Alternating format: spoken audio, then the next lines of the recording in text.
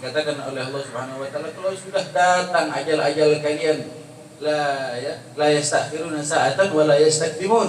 Bahkan tidak bisa dimundurkan sedikit apalagi dimajukan.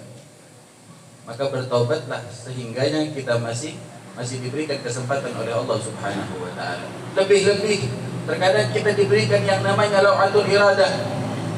Aradah keinginan untuk beribadah kepada Allah Subhanahu wa taala. Itu adalah salah satu teguran Allah Subhanahu wa taala untuk kita. Kalau kita terkadang lupa kepada Allah, tiba-tiba ingin sembahyang, tiba-tiba ingin puasa, maka kembalilah segera kita lakukan agar Allah Subhanahu wa taala merasa senang kepada hambanya yang menerima pemberian dari Allah Subhanahu wa taala. Jangan salah, Allah tak pernah memberi kepada kita. Berapa banyak doa yang kita panjatkan dari Allah Subhanahu wa taala, yang dipanjatkan kita kepada Allah Subhanahu wa taala, mungkin beberapa tidak pernah dikabulkan oleh Allah. Namun di dalam riwayat disebutkan doa setiap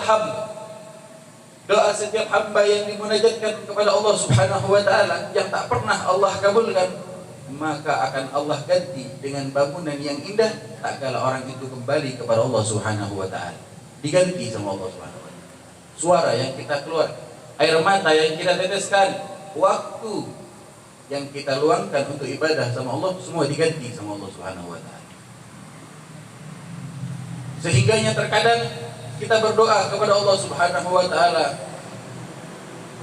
Terkadang kita yang awalnya orang yang lupa kepada Allah, tiba-tiba kita ditimpa musibah. Orang kalau sudah lupa sama Allah, tiba-tiba ditimpa musibah, kembali apa enggak kembali sama Allah Subhanahu wa taala? Kembali apa tidak kembali kepada Allah Subhanahu wa taala?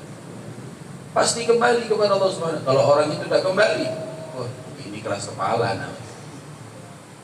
Yang merasa dirinya bisa walaupun tanpa pertolongan dari Allah Subhanahu wa taala, naudzubillah wal yadzubillah, sungguh hatinya telah ditutup oleh Allah Subhanahu wa taala dari yang namanya cinta kepada Allah Subhanahu wa taala. Maka di situ pula dikatakan bahwa sesungguhnya Allah pula berfirman dalam Al-Qur'an, wa huwal ladzi yuqbalu taubata 'abdihi wa ya'fu an sayyi'atihi wa ya'lamu ma taf'alun. Allah Subhanahu wa taala berfirman dalam Al-Qur'an, Allah Allah, dialah Allah Subhanahu wa taala yang mengabulkan setiap doa, yang mengabulkan setiap taubat dari setiap hamba-hambanya yang bertobat kepada Allah Subhanahu wa taala. Dan Allah Maha menutupi segala keburukan dari setiap hamba-hambanya. Maka itu dikatakan oleh baginda Rasul sallallahu alaihi wasallam, man satara musliman satarahu Allah. Barang siapa yang menyembunyikan keburukan saudaranya muslim, saudara semuslimnya, Allah pula akan tutupi segala keburukan. Kalau sekarang kita ada orang tak berbuat buruk tapi kita tak suka, bisa jadi kita viralkan orang ini viralkan. Terlebih lagi, ini mohon maaf ibu-ibu ini biasanya yang biasanya suka memviral-viralkan. Kenapa di situ dikatakan bahwa kebanyakan penghuni naudzubillah wal yadzubillah neraka Allah Subhanahu wa taala adalah dari kaum wanita? Karena dikatakan bahwa mereka susah untuk menjaga lisannya sehingga yang tidak sampai satu kata ke kata yang lainnya. Namun jangan salah kata para ulama, kalaulah seorang wanita disiksa oleh Allah Subhanahu wa taala, mereka para mahram-mahramnya jauh lebih disiksa lagi oleh Allah Subhanahu wa taala. Kalau wanita yang disiksa adalah seorang ibu, maka suaminya lah yang akan lebih disiksa oleh Allah Subhanahu wa taala.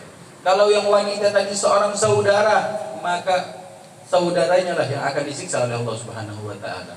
Kalau sang wanita tadi adalah seorang anak, maka orang tuanya lah yang akan disiksa lebih lagi dari Allah Subhanahu wa taala. Contoh biasanya kalau bapak-bapak yang merokok itu, kalau ditanya tetangganya lewat, mau kemana Pak? Mau beli rokok. Selesai apa enggak selesai? Selesai ya. Kalau ibu-ibu ditanya, dari mana Bu? Dari pasar Pak. Itu tukang cabai selingkuh rupanya.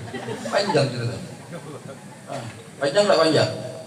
Itu yang tadinya mau pulang, ibu-ibu sampai duduk di teras rumah itu. Oh iya, ini semua cerita belum selesai.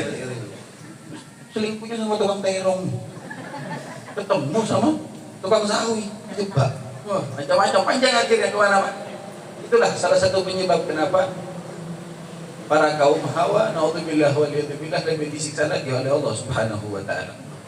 Kalau ada orang yang pernah melakukan hal semacam ini, maka lekas-lekaslah kembali kepada Allah Subhanahu wa taala. Kalau sudah ada yang pernah berbuat kesalahan, berbuat maksiat, tidak usah bercerita, tidak usah dibanggakan. Dan naudzubillah waliyadzubillah, kalau orang sudah disatar sama Allah Subhanahu wa taala, segala aibnya telah ditutup oleh Allah Subhanahu wa taala, dan dia menceritakannya kepada orang lain dengan rasa bangga, maka kata Allah Subhanahu wa taala, Allah akan berpaling dari orang ini dan enggan untuk melihatnya tak kala kembali kepada Allah Subhanahu wa taala. Naudzubillah waliyadzubillah.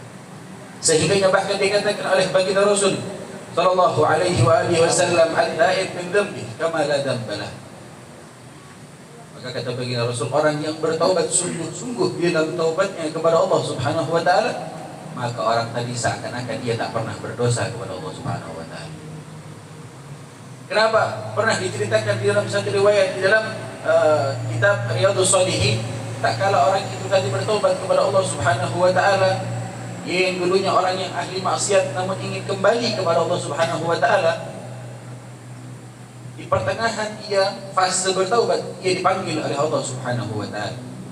Namun yang datang kepadanya adalah malaikat rahmah.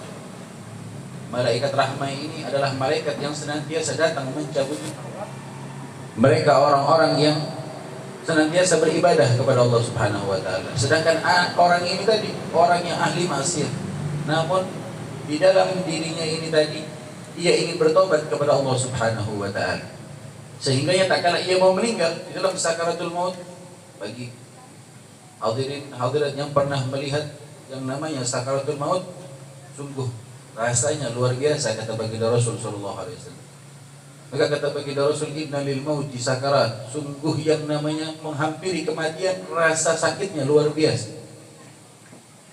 Kalau orang itu tadi adalah orang yang ahli ibadah, ahli cinta kepada baginda Rasul, maka yang datang kepada dirinya itu tadi adalah malaikat rahmah yang mencabut nyawa orang ini tadi perlahan demi perlahan. Biasanya ada kita melihat orang ahli ibadah yang meninggalnya tak bersuara, dia dengan tenang, dengan keadaan sudah berwudu, dengan keadaan sudah tidak memiliki beban apa-apa. Itu orang yang dipilih oleh Allah Subhanahu wa taala untuk menjumpai malaikat yang